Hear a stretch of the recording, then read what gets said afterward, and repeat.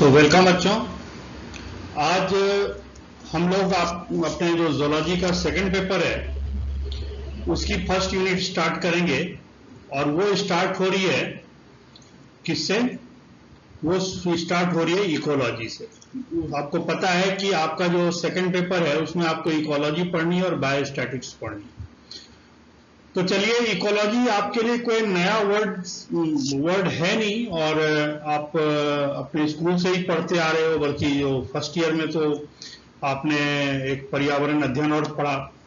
तो इकोलॉजी और जो एनवायरमेंटल साइंसेस हैं, जो पर्यावरण विज्ञान है और पारिस्थितिकी है, इकोलॉजी को हम हिंदी में क्या कहते हैं? पारिस्थितिकी कहते हैं, और एनवायरमेंटल साइंस को पर्यावरण विज्ञान कहते हैं।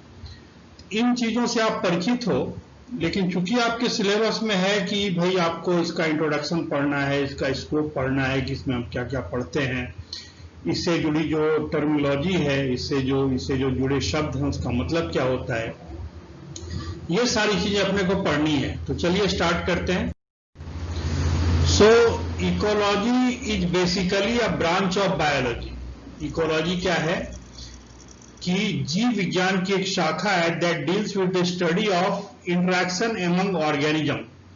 ये विभिन्न जीवों के बीच आपस में जो जैविक क्रियाएं होती हैं, कि अलग अलग जीव एक दूसरे से सहयोग करते हैं, एक दूसरे के प्रति एग्रेसिव होते हैं, उनमें किस प्रकार का कंपटीशन है, उनका जो फूड चेन में उनका स्थान क्या है, इन सारी चीजों की जो अंतर क्रिया होती है अलग अलग जीवों की, और वो क्रियाएं जो होती है हमेशा जो एक बायोफिजिकल एनवायरनमेंट है, जो भौतिकी और रासायनिकी जो एक वातावरण है, एक पर्यावरण है वहां पर, उससे जुड़ी होती है।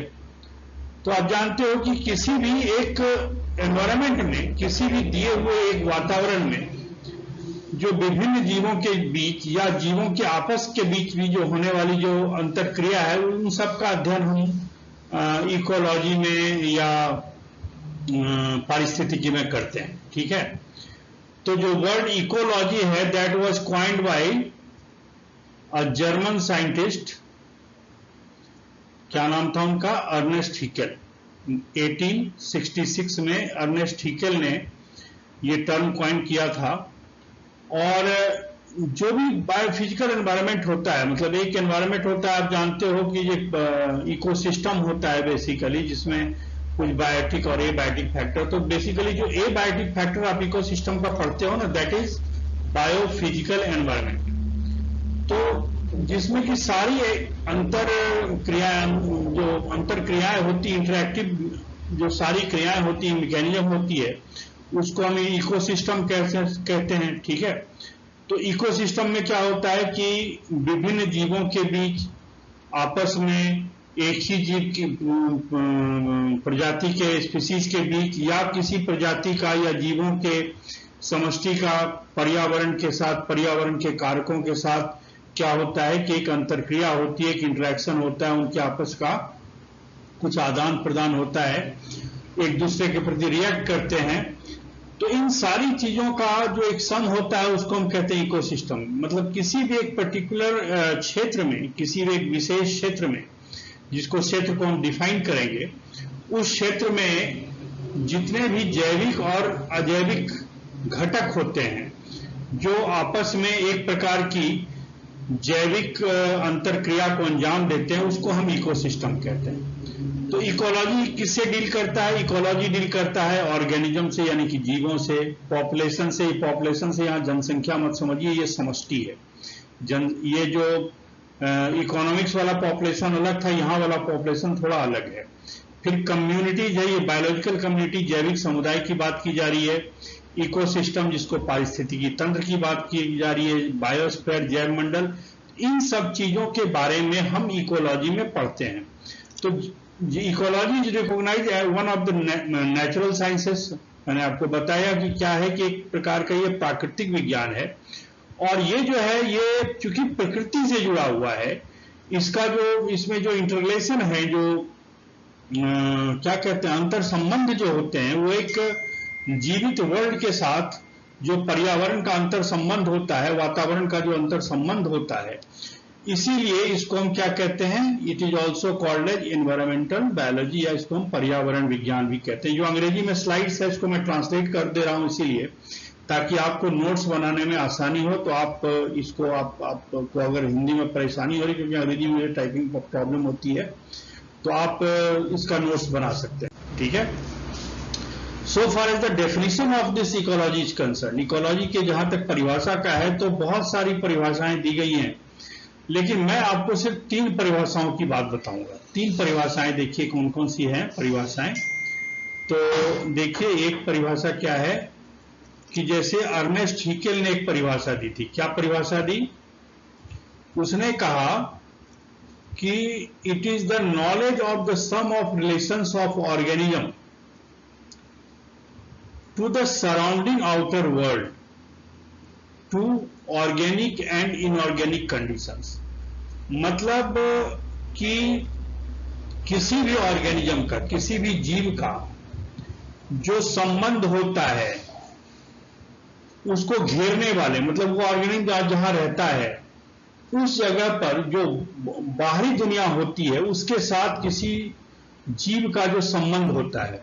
और वो संबंध कैसे होता है कि वो जो बाहरी दुनिया है वो 2 प्रकार के कंडीशंस पैदा करती है। एक होता है इनऑर्गेनिक और दूसरा होता है organic.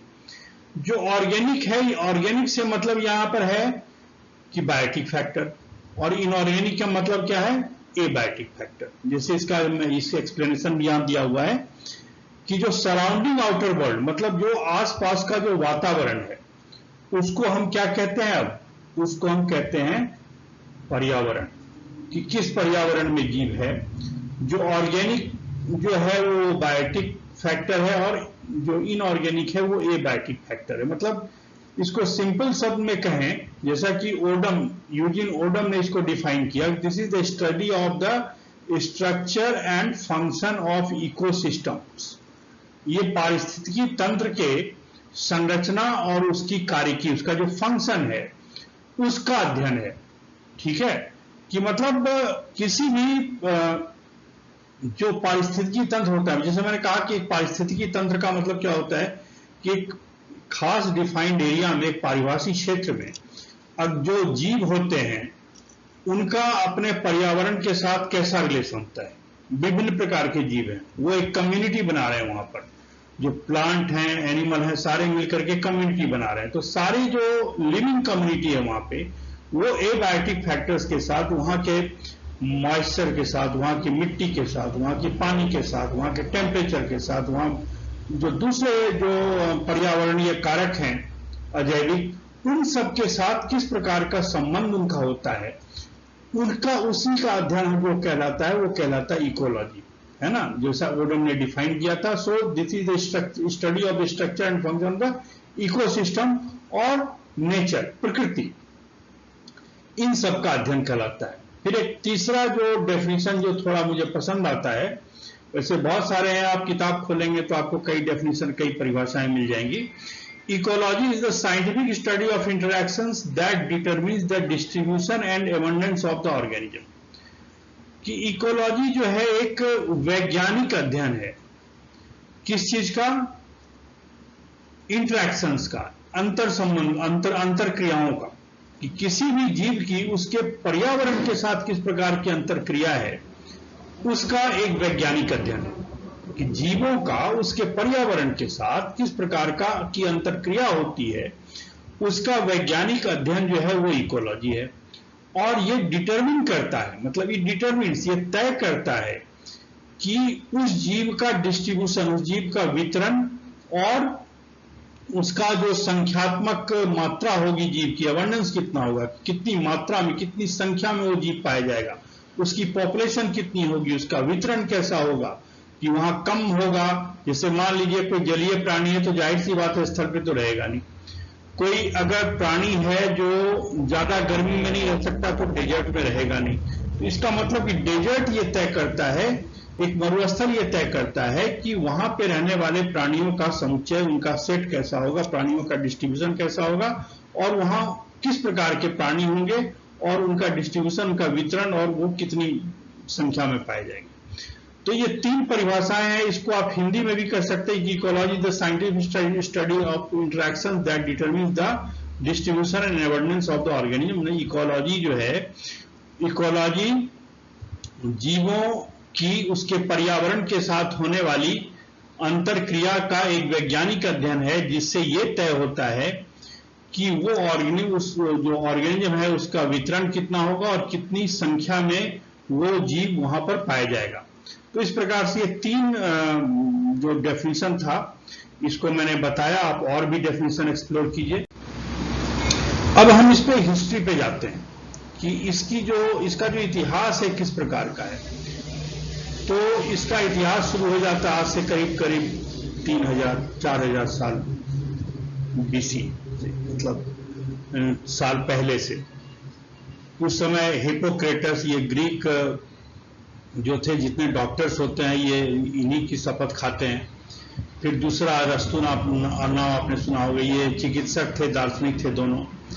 So they laid the foundations of the ecology. इन्होंने क्या किया कि जो इकोलॉजी है इसको इस विज्ञान को इंट्रोड्यूस किया। जिसका जो कौन सी शिला होती है ना, कौन सी शिला होती है, फाउंडेशन स्टोन जिसको कहते हैं, उसकी स्थापना की।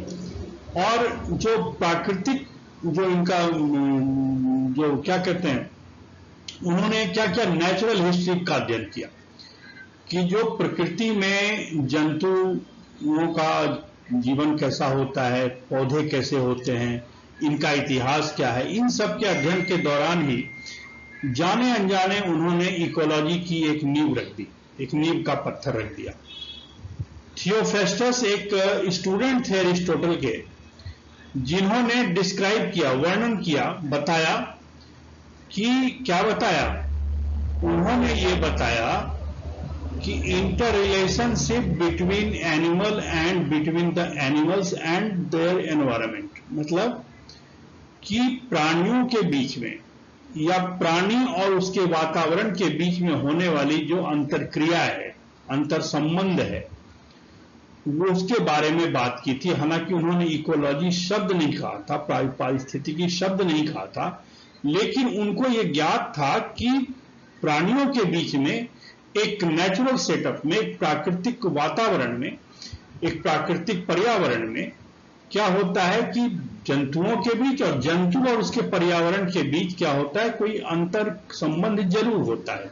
और ये बात कब की कर रहा हूं, 4th सेंचुरी बीसी, यानी कि बीसी की शुरुआत होती है जब, जैसे आज अभी 2020 चल रहा है, तो 2020 साल आप पीछे जाइए तो 0 होगा। उससे जितने साल आप पीछे जाएंगे उतनी बीसी कहलाएगी। तो मतलब आज से करीब 2024 साल पहले थियोफ्रेस्टस ने कहा था, the root of the scientific ecology may be traced back to the Darwin ने बहुत काम किया था प्रकृति में। Basically he was a naturalist. वो एक क्या कहते प्रकृति विज्ञानी थे। प्रकृति में वो जानवरों के बारे में, पौधों के बारे में अध्ययन किया था। और उसी प्रकार से आपको कथा सुनाएंगे हम जब हम इवोल्यूशन पढ़ेंगे डार्विन की, कौन से जहाज से कैसे हो गए थे। तो उन्होंने गैलापागोस आइलैंड पे जाकर के चिड़िया की अलग अलग वैरायटी देखी और उन्होंने उस समय तो इवोल्यूशन की बात की, but basically it was the ecological influence that produce the different kind of species there.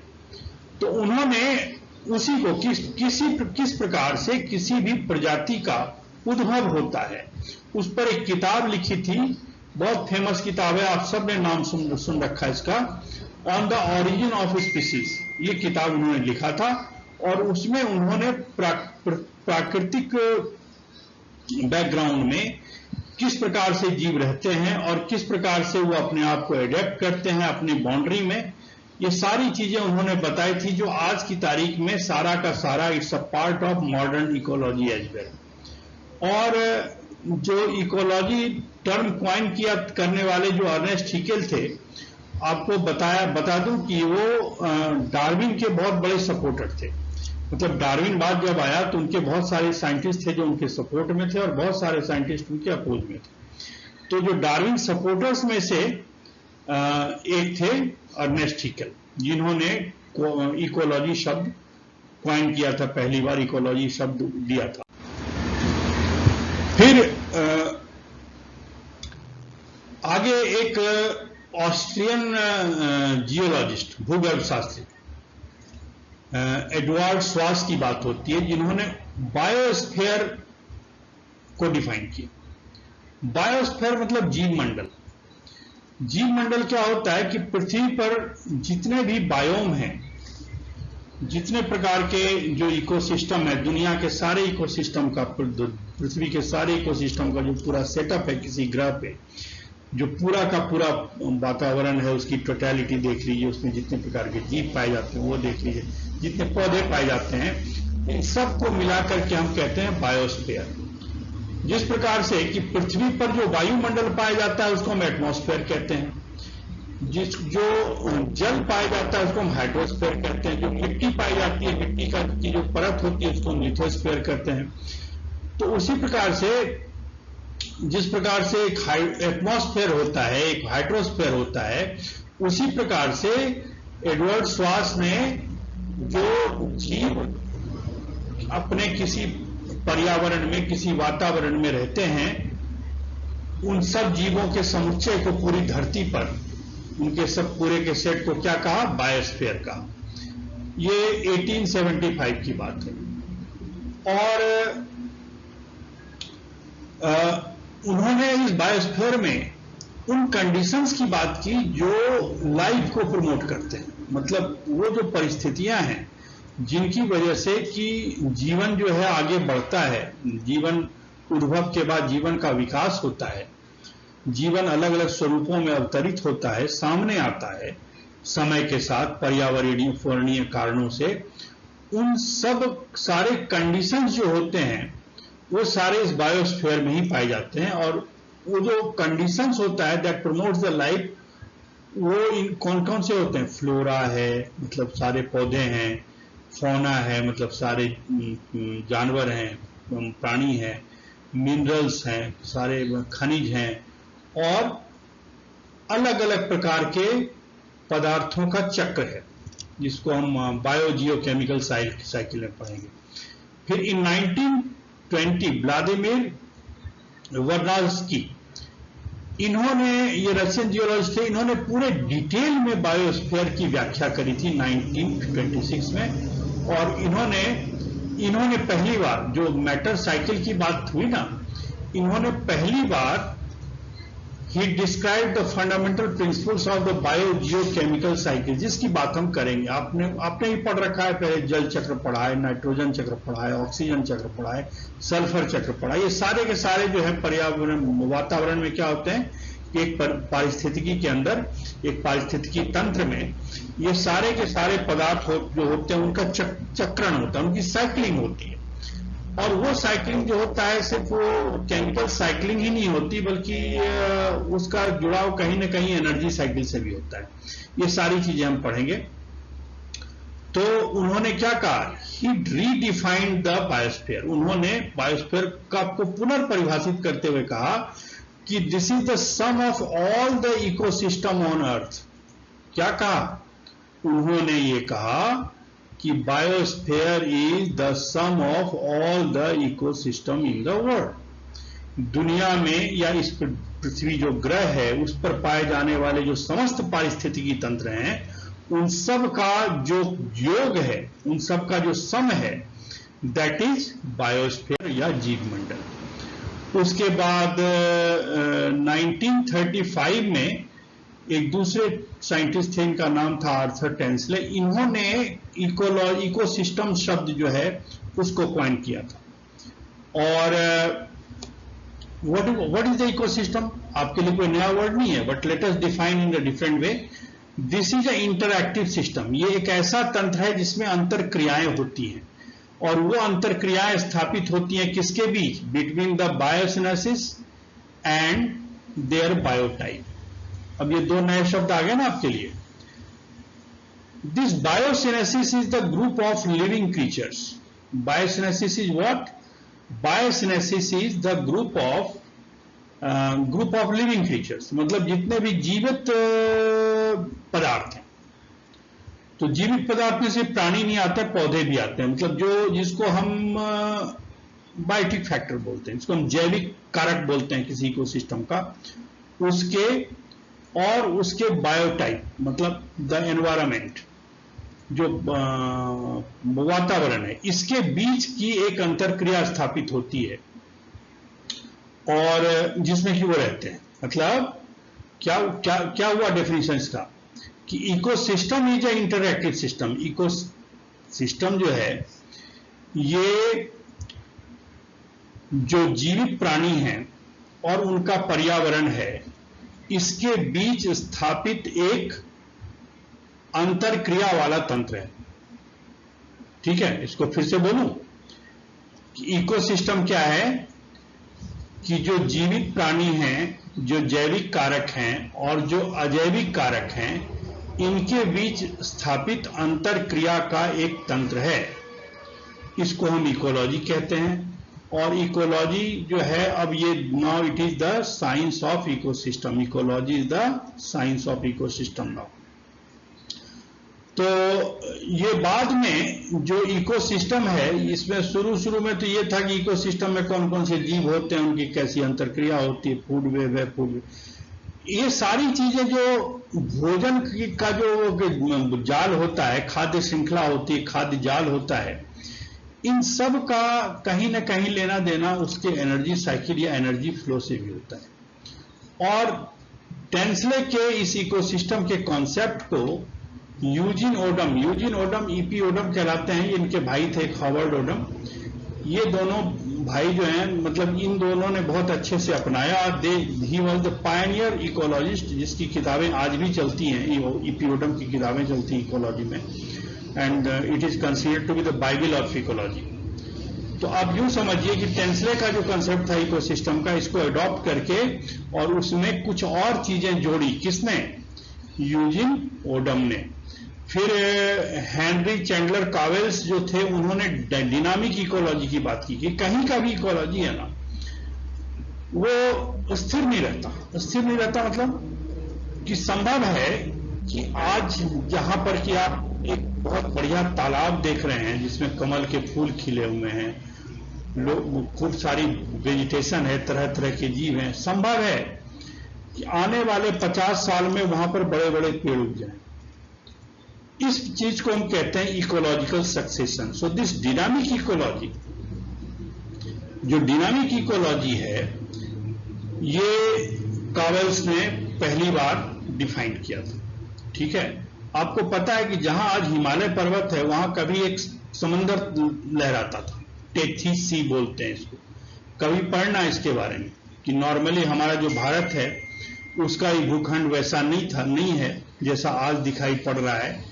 ये किस प्रकार से अलग अलग प्रकार से जो महाद्वीपीय चलन हुआ है, कॉन्टिनेंटल ड्रिफ्ट और कॉन्टिनेंटल मूवमेंट हुए हैं, उसकी वजह से हुआ है। तो वो तो एक अलग कहानी है। लेकिन जो डिनामिक इकोलॉजी है कि इकोलॉजी में कहीं का भी ecosystem that is not permanent. जैसे जो सहारा का जो मरुस्थल है, उसके बारे में बताते हैं, वहां कभी घने जंगल हुआ करते थे, आज की तारीख में वो डेजर्ट है। तो कहीं का भी इकोसिस्टम स्थिर नहीं रहता। उनके बीच क्या होता है, इकोलॉजिकल सक्सेशन होता है कि जैसे एक प्रकार के जीव पाए जा रहे हैं, जलीय जीव हैं, कल को वहां पर स्थलीय जीव होंगे, क्योंकि सारा का सारा जो पर्यावरण है, पारिस्थितिकी है, वो बदल जाएगी। So this is called at dynamic ecology. ये गतिशील पारिस्थितिकी है और इसके स्टडी को हम इकोलॉजिकल सेशन बोलते हैं। Now ecology influence the social sciences and humanities. जो सामाजिक विज्ञान है या जो मानवीय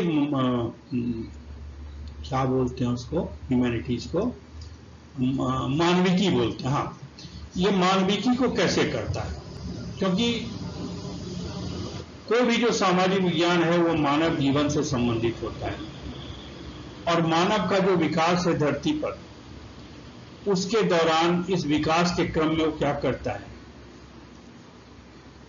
there is intensive exploitation of nature, यानी कि प्रकृति का सघन दोहन होता है, जिसको हम विकास कहते हैं ना। उसकी वजह से क्या होता है, प्रकृति का सघन दोहन होता है। हम तरह तरह की इंडस्ट्री लगाते हैं, हम तरह तरह के एटॉमिक प्लांट लगाते हैं, ऊर्जा घर लगाते हैं, ताप विद्युत घर लगाते हैं, हम खनन करते हैं, फिशिंग करते हैं, कृषि की क्रिया करते हैं, तरह तरह के इंडस्ट्री लगाते हैं। इन सारी चीजों में क्या होता है कि प्रकृति का दोहन होता है। जिस प्रकार से जनसंख्या बढ़ रही है, हमें अपने कृषि का क्षेत्र बढ़ाना पड़ रहा है, हमें हाउसिंग की प्लानिंग करनी पड़ रही है शहरों में, ठीक है, सिटी प्लानिंग करनी पड़ रही है, घर बनाने पड़ रहे हैं, कई मंजिलों के अपार्टमेंट बनाने पड़ रहे हैं। उन सारे में क्या होता है कि कहीं न कहीं प्रकृति का दोहन होता है, क्योंकि जो घर बनाने वाली चीज है वो सारी की सारी नेचर से ही आती है, ठीक है। तो जब वो चीजें जब नेचर से आती है तो ऑब्वियस ही बात है कि नेचर जो है जब उसका आप एक्सप्लॉयटेशन करते रहेंगे तो फिर चूंकि इकोलॉजी स्थिर नहीं है, सो somehow the ecological factor will influence the human life also. जैसे कहीं अगर भूस्खलन है तो वहां उस तरह के मकान बनाए जाएंगे, प्लानिंग बनाई जाएगी। लोगों का जो नेचर है, जो सामाजिक स्ट्रक्चर है, वो कहीं न कहीं उसके इकोलॉजी से क्या कहते हैं इन्फ्लुएंस होता है। और इसीलिए कि ये जो इकोलॉजी है ये बहुत सारे नेचुरल और सोशल साइंसेस है। जैसे एक साइंस है जिसको हम कहते हैं एंथ्रोपोलॉजी, ये मानव का इस धरती पर विकास और मानव के प्रकार, मानव की जो सभ्यता है उसका किस प्रकार से उदय हुआ, इन सारी चीजों का जो अध्ययन होता है उसको नृविज्ञान या मानव विज्ञान कहते हैं, ठीक है। और उसी से जुड़ा एक और विज्ञान, इसको हम इथनोलॉजी कहते हैं। इथनिक मतलब होता है कोई रेशियल, जैसे कि मान लीजिए कि एक जो निग्रो है या जो अमेरिकन पॉपुलेशन को हम कॉकेशियन रेस कहते हैं, चाइनीज रेस है, हम लोग प्रोटोस्टेरॉइड कहलाते हैं, ये सारे के सारे रेस धरती पर हैं। इन सारे जो एथनिक रेसेस हैं, जो अलग अलग प्रकार के रेसेस हैं, रेस की हिंदी मुझे अभी नहीं आ रही है, जैसे आप समझ रहे हो ना कि जैसे एक चाइनीज है, वो देखने में बिल्कुल ही एक हम लोगों से अलग होते हैं। उसी प्रकार जो अफ्रीकन है, जो निग्रो है, वो हमसे अलग होते हैं। उसी प्रकार से जो यूरोपियन कंट्री के लोग हैं, अमेरिकन हैं, जो गोरे हैं, कॉकेशियन है, वो भी हमसे अलग होते हैं। तो आप देख रहे हो कि कितने प्रकार के सारे हैं मानव ही, सारे के सारे मानव प्रजाति के ही हैं, लेकिन उसमें अलग अलग एथनिक ग्रुप्स हैं। तो उन सबों का अध्ययन जो होता है उसको हम इथनोलॉजी कहते हैं। इकोनॉमिक्स अर्थशास्त्र आप जानते हो, डेमोग्राफी ये है जनसांख्यिकी, जो जनसंख्या से जुड़ी जितनी सांख्यिकी होती है उसको हम डेमोग्राफी कहते हैं। आर्किटेक्चर जिसको हम वास्तुकला स्थापत्य कला कहते हैं। अर्बन प्लानिंग ये नगरीय नियोजन, मेडिसिन है, साइकोलॉजी है। All these things gets influenced by the ecology, क्योंकि जो पर्यावरण जिस हिसाब से बदलता है, मानव को इन सारी चीजों को उसी हिसाब से अपने को एडजस्ट करना पड़ता है। ये सारी चीजें प्रभावित होती हैं पर्यावरण से। और जैसे कि एक ह्यूमन इकोलॉजी एक अलग से ही शाखा एक बन करके आ रही है एक इकोलॉजिकल साइंसेस में, और वो सिटी के मैनेजमेंट और डिजाइन में ये काम आता है। इसके अलावा जैसे कोई भी डेवलपमेंटल एक्टिविटी होती है, हम कहीं पे सड़क बना रहे हैं, हम कहीं पे बांध बना रहे हैं, हम कहीं पे क्या करते हैं, कोई इंडस्ट्री लगा रहे हैं, उन सारी चीजों में एक चीज आजकल ये होने लग गई है कि there is environmental impact assessment, यानी कि पर्यावरणीय प्रभाव का अध्ययन किया जाता है वहां पे कि हम यहाँ पे बांध बना रहे हैं तो इसकी जियोलॉजी पे क्या असर पड़ेगा। कहीं ऐसा तो नहीं होगा जो हो जाएगा कि ये सिस्मिक जोन है, यहां पर कल को जोर का भूकंप आ जाएगा, बांध टूट जाएगा, वो हजारों लोग जो है मर जाएंगे, लाखों बेघर हो जाएंगे। उसी प्रकार से अगर कहीं आप परमाणु ऊर्जा का घर बना रहे हैं तो ये देखना पड़ता है कि उसका उससे परमाणु से एक्सीडेंटल रूप से अगर कोई रेडिएशन निकल जाएगा तो उसका क्या होगा। हम कहीं पे सड़क बना रहे हैं तो उसमें हमें ये देखना पड़ता है कि हमने कितने पेड़ों का नुकसान किया, हमने किस प्रकार से वहां के वेजिटेशन का नुकसान किया, उस सड़क बनाने से जो पर्यावरणीय प्रभाव है वो क्या होगा। इन सब का आजकल असेसमेंट किया जाता है और तभी जाकर के एक नेशनल ग्रीन ट्रिब्यूनल है, एनजीटी कहते हैं, उन सारी चीजों में ये मामला जाता है। हर स्टेट का अपना एक पर्यावरण बोर्ड है, हर सेंटर का एक सेंट्रल एनवायरमेंटल बोर्ड है, पॉल्यूशन बोर्ड है, ये सारी चीजों को एसेस करता है, तभी उसकी अनुमति मिलती है। लेकिन उससे पहले एक एनवायरमेंटल इंपैक्ट असेसमेंट की आवश्यकता जरूर पड़ती है। तो ये सारी चीजें आप देख रहे हो कि हम एक इंडस्ट्री लगा रहे हैं, हम सड़क बना रहे हैं, हम बांध बना रहे हैं, हम क्या करते हैं, कहीं पे कॉलोनी बसा रहे हैं, हम कोई भी इकोनॉमिक या डेवलपमेंटल एक्टिविटी कर रहे हैं, हर जगह पर पर्यावरण आ ही रहा है। तो इसका मतलब the ecology is influencing so many different disciplines, वो अलग अलग प्रकार के सोशल साइंस और नेचुरल साइंस को भी प्रभावित करता है। हम इकोलॉजी में क्या पढ़ते हैं, this is the study of the relation of organism और a group of organism to the environment. This thing I have repeated so many times. Ecosystem basically है क्या, this is the relation of the organism और the group of organism to its environment. वो the environment in which the organisms are dwelling, और जो organism, जो जीव जहां रह रहे हैं, उसके साथ उनकी अंतरक्रिया क्या होती है, इन सब का अध्ययन ही तो है ना। तो ये इसका मतलब है कि जो भी जीव कहीं भी धरती पर रह रहा है, किसी भी इकोसिस्टम में रह रहा है, उनका उसके पर्यावरण के साथ, उसके एबायोटिक फैक्टर्स के साथ किस प्रकार का रिलेशनशिप है, या उसके जो दूसरे बायोटिक फैक्टर्स के जो दूसरे पार्ट हैं, उनके साथ उनका किस प्रकार का रिलेशन है, ये सारी स्टडी इकोलॉजी में होती है। Besides study, it is also study of totality of man, मानव के साथ जुड़ी समस्त जो चीजें है ना, मानव के साथ जो उसका विकास है, उसका दैनिक दिनचर्या है, उसका जीवन है, उसका रोजगार है, इन सारी चीजों का उसके पर्यावरण के साथ क्या रिलेशन है, इसका भी अध्ययन है कि मानव या मनुष्य के जीवन के प्रत्येक पहलू के साथ उसके वातावरण का जो संबंध होता है, उसका भी अध्ययन। This is study of totality of man and his environment, कि मनुष्य के सारे जो प्रकार के जो एस्पेक्ट्स हैं, जो भी मनुष्य के साथ जुड़े, उसके जीवन, उसके सोशल लाइफ, उसके साइकोलॉजिकल लाइफ, उसके हेल्थ लाइफ, उसके कम्युनिटी लाइफ, इन सब के साथ उसके पर्यावरण का क्या जुड़ाव है, इसको भी हम इकोलॉजी में पढ़ते हैं। बिसाइड्स इकोलॉजी जो है कई और साइंसेस को इन्वॉल्व करता है। इकोलॉजी कोई अलग से साइंस नहीं है, उसमें किस किस साइंस के इनपुट मिलते हैं। बहुत सारे ऐसे शाखाएं हैं, ऐसे अध्ययन क्षेत्र हैं, जैसे एक है पेलियो इकोलॉजी। पेलियो इकोलॉजी मतलब जिसमें हम की जीवाश्म का पर्यावरण विज्ञान के साथ अध्ययन करते हैं। इसमें पैलियोंटोलॉजी जुड़ गया ना, कि किस प्रकार से जो जीव था वो विलुप्त हो गया धरती पर से। आज डायनासोर नहीं है, आज हाथी क्या एक वो कहलाता था, क्या कहलाता था वो, एक प्रकार का हाथी पाया जाता था, जो अब नहीं है।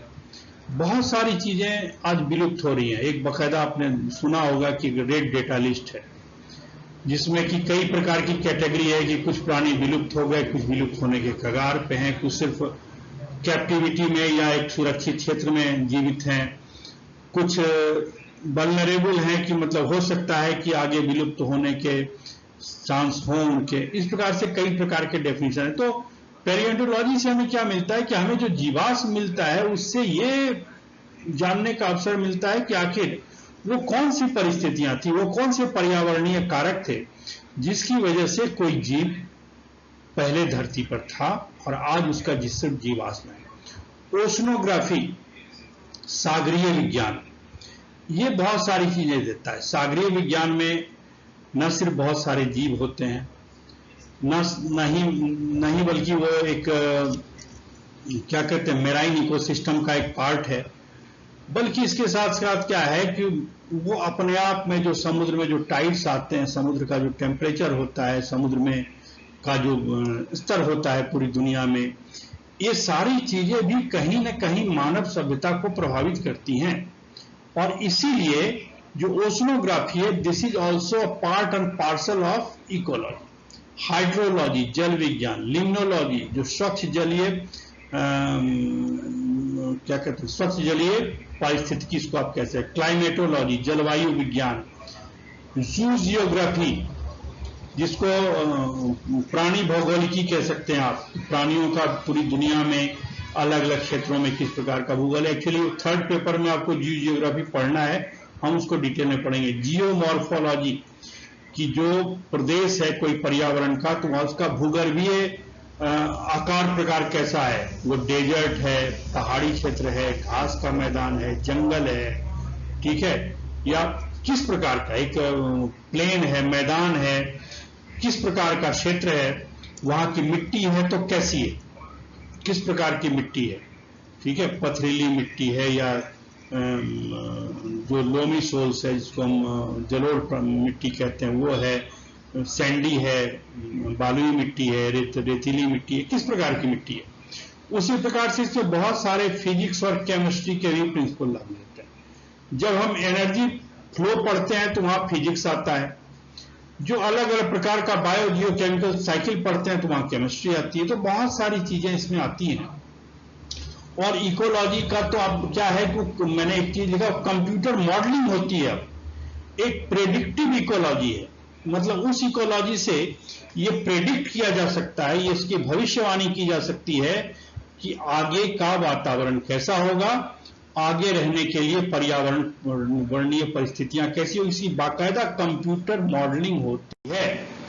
सुना, अप्रोचेज ऑफ इकोलॉजी, इसके कौन कौन से डिवीजन है। तो ये पहले तो आप टेक्सोनॉमिक एफिनिटीज के साथ देख लीजिए कि टेक्सोनॉमिकली जैसे आपको पता है कि एक प्राणी जगत होता है, एक पादप जगत होता है, एक एनिमल किंगडम होता है, एक प्लांट किंगडम होता है। तो उसमें अगर हम प्लांट किंगडम के, तो प्लांट इकोलॉजी हो गया, एनिमल इकोलॉजी हो गया, जिसमें हम सिर्फ इंसेक्ट का इकोलॉजी पढ़ते हैं, जो कीट हैं उनका पर्यावरणीय विज्ञान पढ़ते हैं तो इंसेक्ट मॉर्फोलॉजी हो गया, जिसमें हम सिर्फ माइक्रोब्स यानी कि जो सूक्ष्म जीव है उनसे उनका जो इकोलॉजिकल कंट्रीब्यूशन क्या है उसको पढ़ते हैं तो माइक्रोबियल इकोलॉजी है।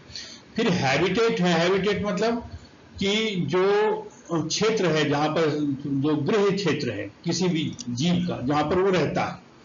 अब वो दो तरह के ब्रॉडली होते हैं, टेरिस्ट्रियल जिसको हम स्थलीय कहेंगे, दूसरा एक्वेटिक। अब टेरिस्ट्रियल भी कई तरह के हैं कि वो किसी प्रकार का फॉरेस्ट है, जंगल है, वन है, या फिर कोई ग्रासलैंड है, घास का मैदान है, या फिर कोई डेजर्ट है।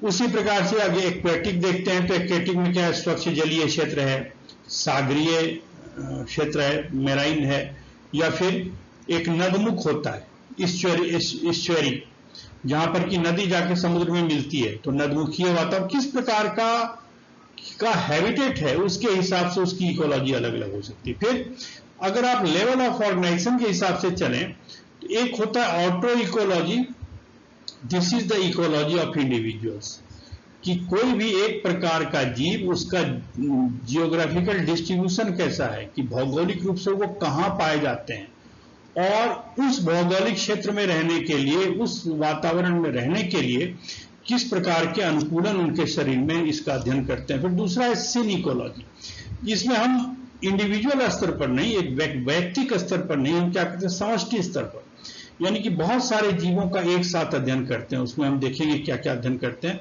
मतलब ग्रुप ऑफ ऑर्गेनिज्म है या उनका समुदाय है, वो एक एग्जिस्टिंग एनवायरमेंटल कंडीशंस में, मतलब जो तत्कालिक जो पर्यावरणीय जो कंडीशंस है, जो परिस्थितियां हैं, उसमें किस प्रकार से एक ग्रुप ऑफ एनिमल्स या ग्रुप ऑफ ऑर्गेनिज्म या ग्रुप्स ऑफ मेनी ऑर्गेनिजम्स रह रहे हैं, उन सब की जो स्टडी होती है उसको हम क्या कहेंगे, सीन इकोलॉजी। तो ऑटो इकोलॉजी इंडिविजुअल एक प्राणी का, और सीन इकोलॉजी इसमें कई प्राणियों का। ठीक है, देखिए आगे। अब ऑटो इकोलॉजी हम क्या करते हैं, ये हम देखते हैं किस प्रकार का हैबिटेट है, जहां ऑर्गेनिज्म किसी एक विशेष प्रजाति का ऑर्गेनिज्म रह रहा है, उसमें फिजिकल फैक्टर्स कैसे हैं, एयर कैसा है, टेम्परेचर कैसा है, लाइट कैसा है, वाटर है, हाइड्रोजन है, केमिकल, ये सारी की सारी चीजें किस प्रकार की हैं, उनका अपने जो पर्यावरण है उससे अंतरक्रिया कैसी होती है, उसमें अलग अलग प्रकार के जो बायोटिक फैक्टर्स है, मतलब जीव है तो उसके साथ कई और जीव भी उस जगह पे रहेंगे किसी इकोसिस्टम में, तो वो प्रीडेटर है, भक्षक है, या परजीवी है, या उसके साथ उसकी स्पर्धा है, या फिर उसको कोई एक्सप्लॉइट कर रहा है, उसको उसका उसका दोहन कर रहा है, इन किस प्रकार की का इंटरेक्शन है उस जीव का अपने जो दूसरे ऑर्गेनिजम्स हैं उस क्षेत्र में रहने वाले, उसके बारे में हम पढ़ते हैं। और उन सब इस सारे प्रकार के जो बायोलॉजिकल इंटरेक्शंस हैं, जो बायोटिक फैक्टर्स के साथ उनके इंटरेक्शन है, उनका बेयरिंग ऑफ मतलब उनके जीवन पर क्या प्रभाव पड़ रहा है और उनके जीवन के साथ साथ पर्यावरण पे, वातावरण पे क्या प्रभाव पड़ रहा है, ये देखते हैं। फिर इसमें एक जीव का दूसरे जीव के साथ इंटरेक्शन, डिफरेंट स्पीसीज के जीव के बीच का जो इंटरेक्शन होता है वो भी देखते हैं। जो सीजनल फ्लक्चुएशन होता है, जो मौसमी बदलाव होता है, उससे उस जीव की लाइफ उस वातावरण में किस प्रकार से बदलती है, ये देखते हैं। उसके बाद उनका पैटर्न ऑफ रिप्रोडक्शन देखते हैं, किस प्रकार से उनका प्रजनन होता है, उनका डिस्पर्सल यानी कि जो विक्षेप फैलाव कैसे होता है, वो एक से दूसरी जगह जाते कैसे हैं, किस प्रकार से उनका वो अपना जो अपने स्पीसीज का प्रेजेंस दूसरी जगह पे दिखाते हैं, किस प्रकार से वो फैलते हैं। जो सीन इकोलॉजी है उसमें जो चीजें हम पढ़ते हैं that is population ecology. Population ecology मतलब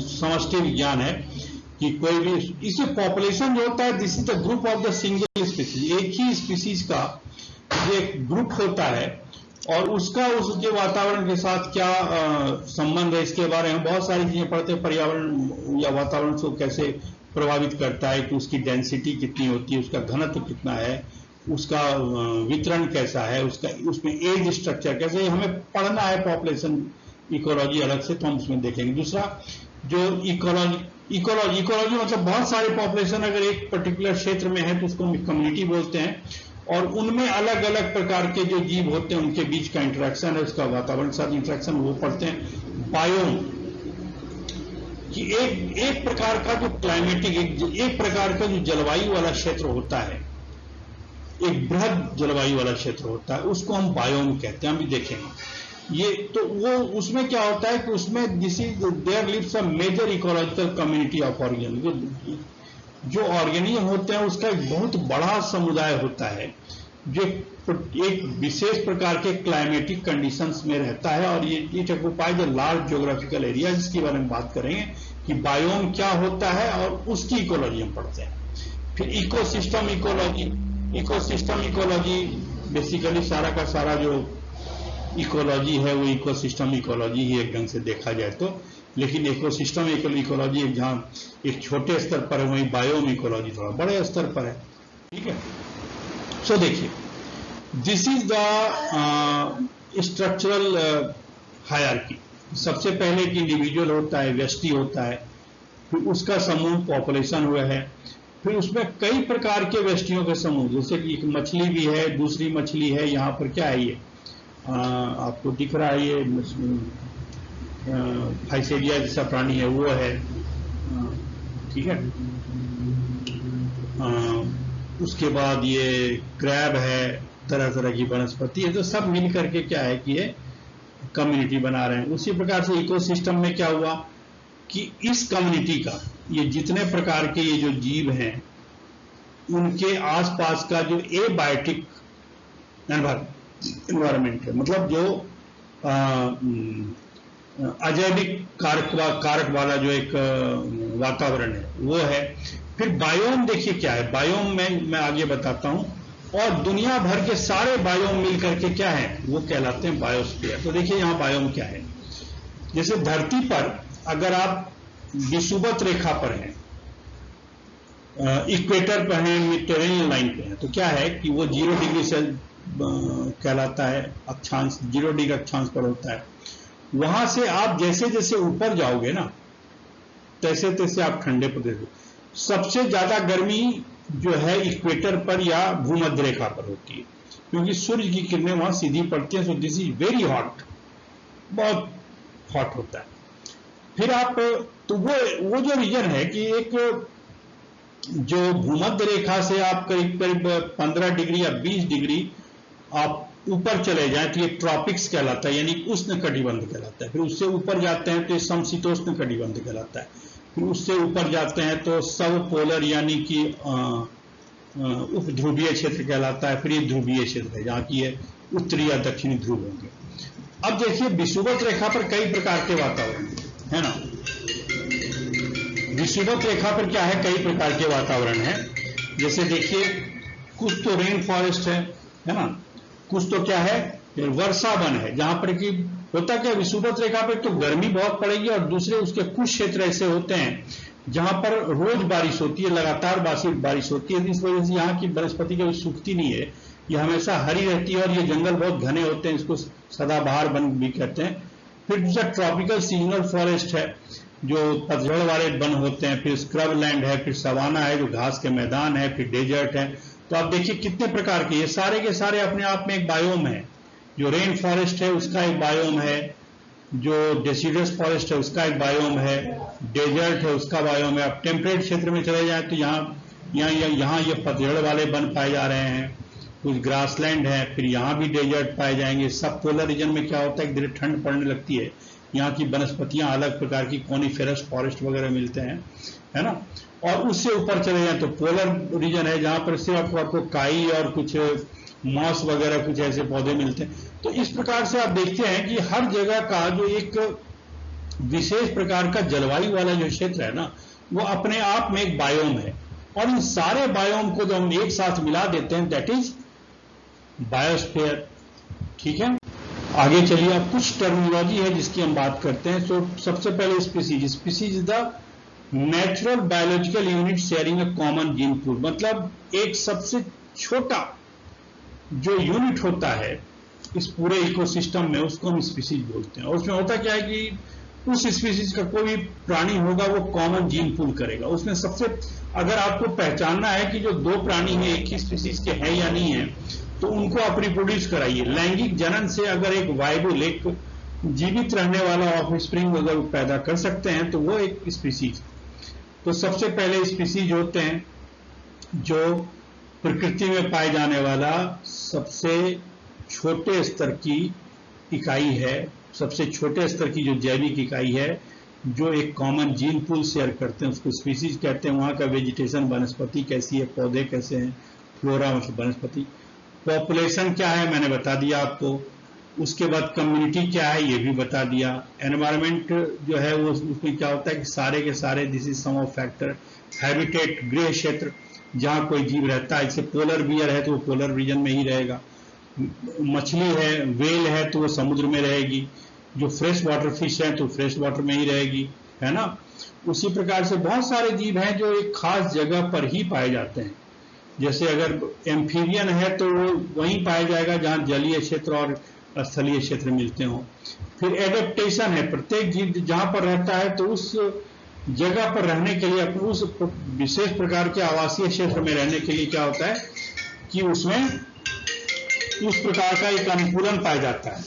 ठीक है, उसमें एक अनुकूलन हो जाता है, उसमें संरचनात्मक है, कार्यकी से संबंधित अनुकूलन होता है। दूसरी चीज ई कैट्स मतलब एक ही जीव की स्पीसीज थी लेकिन वो अलग अलग भौगोलिक क्षेत्र में चली गई, अलग अलग जलवायु वाले क्षेत्र में चली गई, तो उसमें आपको कुछ एक्सटर्नली कुछ वेरिएशन दिखाई पड़ेगा, लेकिन उनका जो जेनेटिक वेरिएशन उतना नहीं हुआ है, मतलब जेनेटिक वेरिएशन उसमें फिक्स नहीं हुआ है। तो इकैट्स में क्या होता है कि एक जीव जो है दूसरे जीव, जैसे एक इकैट ए है और दूसरा इकैट बी है, तो दे आर इंटर कन्वर्टेबल, एक दूसरे में ए मतलब बी से ये, अगर ए से बी हुआ है तो बी से ए भी हो जाएगा।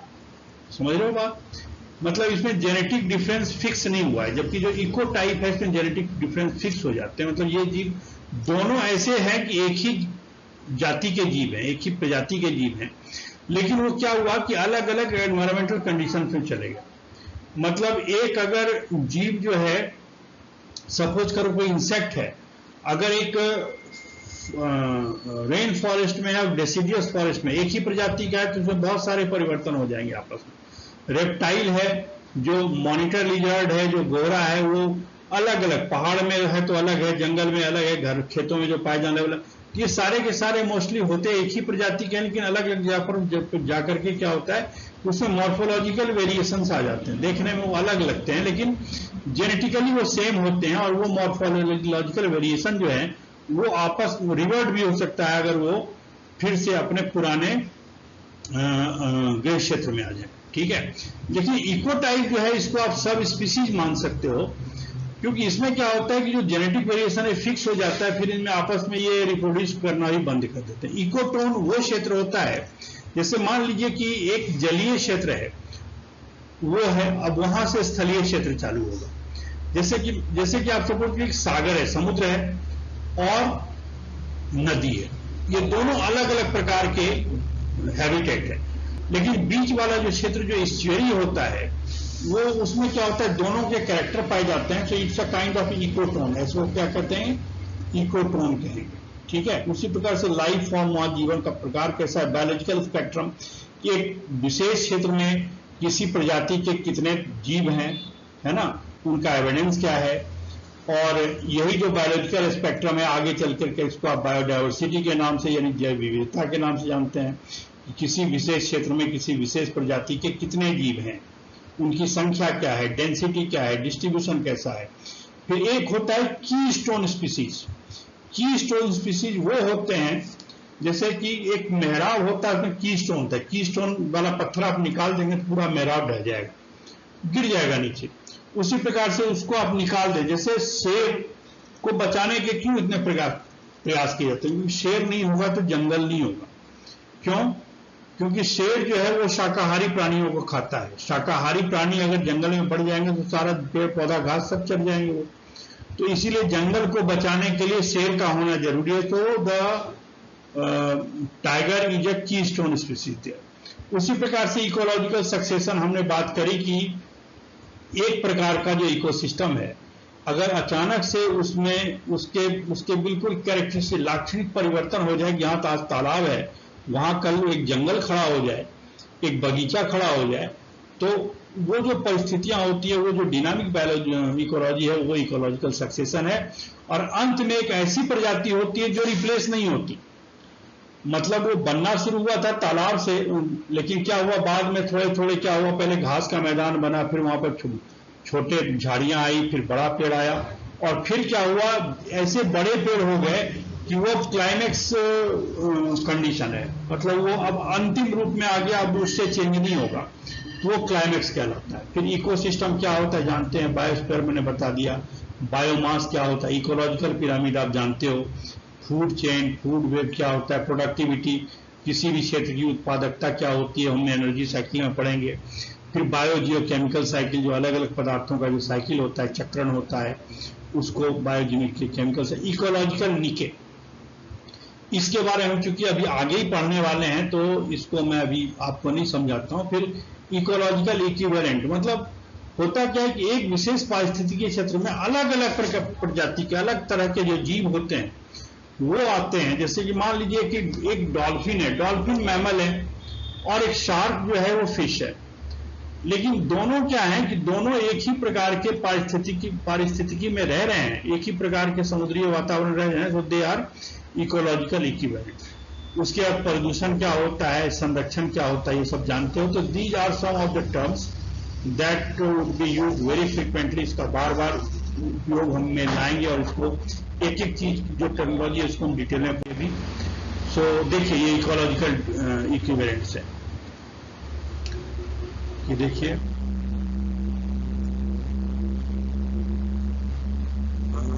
Species that they occupy similar niches but live in different geographical region. ये अलग अलग प्रजाति के हैं लेकिन ये अलग अलग जगहों पे रह रहे हैं।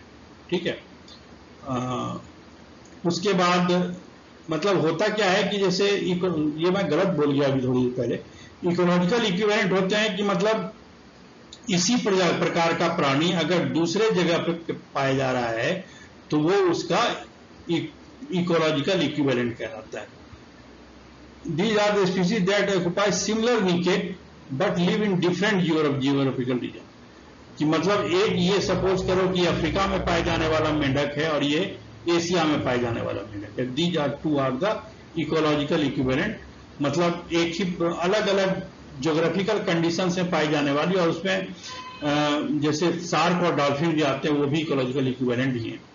उसके बाद यहाँ देखिए ये इकोलॉजिकल सक्सेशन है। यहाँ देखिए पहले पत्थर है, फिर पत्थर पे कुछ लाइकेन और मॉसेस, मॉस को आप पता नहीं क्या कहते हो बॉटनी में, ये उगाए। फिर धीरे धीरे क्या होते, कुछ वीड्स, कुछ झाड़ियां वाड़ियां आ गई। तो ये ऐसी झाड़ियां थी जो साल भर में खत्म हो जाती थी, कुछ ऐसी झाड़ियां थी सालों रहने लगी। फिर यहाँ कुछ बड़ी झाड़ियां आ गई, फिर चेरी के और दूसरे छोटे छोटे पाइन के ट्री हो गए, और फिर बड़े ट्री हो गए। सो दिस इज द प्रोसेस। ये समय के साथ क्या हुआ कि ये जो जगह जो ऐसी दिखती थी अब ऐसी दिखने लग गई। इसको हम कहते हैं इकोलॉजिकल सक्सेशन। और ये जो आखिरी वाली स्पीसीज है, दिस इज क्लाइमैक्स स्पीसीज। यहां पे आप देख रहे हैं ये इकोटोन। इकोटोन में क्या है, ये लैंड जोन है और ये एक्वेटिक जोन है। इन दोनों के बीच का जो ट्रांजिशन जोन है, इसमें इधर के भी प्राणी मिलेंगे, इधर के भी प्राणी मिलेंगे, और हो सकता है कुछ न्यारे प्राणी भी मिले। So this transition zone is called as ecotone. उसी प्रकार से यहां देखिए, ये की स्टोन स्पीसीज की बात की थी। जैसे देखिए ये मेहराव है, इस मेहराव में अगर इस की स्टोन को हम हटा देंगे ना तो ये पूरी संरचना ढह जाएगी। तो एक सी ओटर करके एक उद्बिलाव होता है, ये क्या करता है, रहता है समुद्र में, समुद्र में पाया जाता है। और वो वहां पर क्या करता है, सी अर्चिन को खाता है। सी अर्चिन जो होता है वहां पर के घास को खाते हैं, ठीक है। अगर इस उद्बिलाव को आप हटा देंगे तो क्या होगा, सी अर्चिन की मात्रा इतनी बढ़ जाएगी। सी अर्चिन आप जानते हो प्राणी है सिलेंट्रेटा का। ये स्केल्प को जो सागर में पाए जाने वाले जो वनस्पति है उसको खाती है। तो ये सी अर्चिन क्या करेगा, इसको सबको खा जाएगा, तो यहाँ की वनस्पति नष्ट हो जाएगी। वनस्पति नष्ट हो जाएगी तो सी अर्चिन भी सारे नष्ट हो जाएंगे। यानी कि आप इस ओटर को अगर आप हटा दें तो यहाँ का पूरा इकोसिस्टम तबाह हो जाएगा। और ऐसा कोई स्पीसीज जो इस इकोसिस्टम को बना के रखता है उसको हम क्या कहेंगे, इसको हम की स्टोन स्पीसीज कहते हैं, ठीक है। अब एप्लीकेशन कहाँ होता है, संरक्षण में। जो संरक्षण जैविकी, किसी चीज के संरक्षण में हम इसका यूज करते हैं। वेटलैंड जो जलीय क्षेत्र है, जो ऐसे जलीय क्षेत्र जो बेसिकली समुद्र नहीं है, ये क्या हो, स्वच्छ जल के या फिर समुद्र कहीं पर एंटर हो गया नदमुखीय क्षेत्र से और बहुत बड़ा पानी का जमाव हो गया, उस पानी का जमाव जो दलदली क्षेत्र टाइप होता है, ये अपने आप में वेटलैंड के बारे में पढ़ेंगे। इसके आप ऊपर एक कन्वेंशन बना हुआ है। तो वो जलीय क्षेत्र का, उस जो जलीय क्षेत्र को, वेटलैंड को, नम भूमि का जो प्रबंधन है वो है। नेचुरल रिसोर्सेज का प्रबंधन कैसे करें, किस प्रकार से प्रकृति को इस प्रकार से आप करें कि उस दोहन से सारी प्राकृतिक संपदा खत्म नहीं हो जाए। जितनी भी नॉन रिन्यूएबल रिसोर्सेज हैं, जो ऐसे रिसोर्सेज हैं जिनका पुनर्भरण नहीं हो सकता, वो सारी खत्म नहीं हो जाए, उसको मैनेज कर कैसे करें। सिटी प्लानिंग में काम आता है, ह्यूमन सोशल इंटरेक्शन में पर्यावरण आता है, इकोनॉमिक्स में काम आता है, कम्युनिटी हेल्थ में। जैसे अभी देखिए कोरोना फैला हुआ है, ये कहीं ना कहीं कोरोना जो है ये इकोलॉजी से भी संबंधित है। जो पारिस्थितिकी होती है, जो पारिस्थितिकी कंडीशंस होते हैं, उससे भी संबंधित होती है। और जैसे मैंने कहा कि इन्वायरमेंटल इम्पैक्ट असेसमेंट हमने बात कर ली, वहां भी काम आता है। So these are the applications of ecology.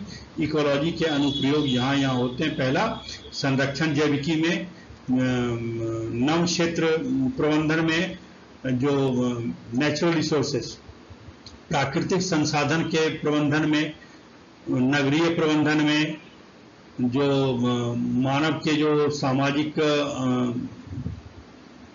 क्रियाकलाप हैं उसमें, इंटरेक्शंस में, अंतरक्रियाओं में,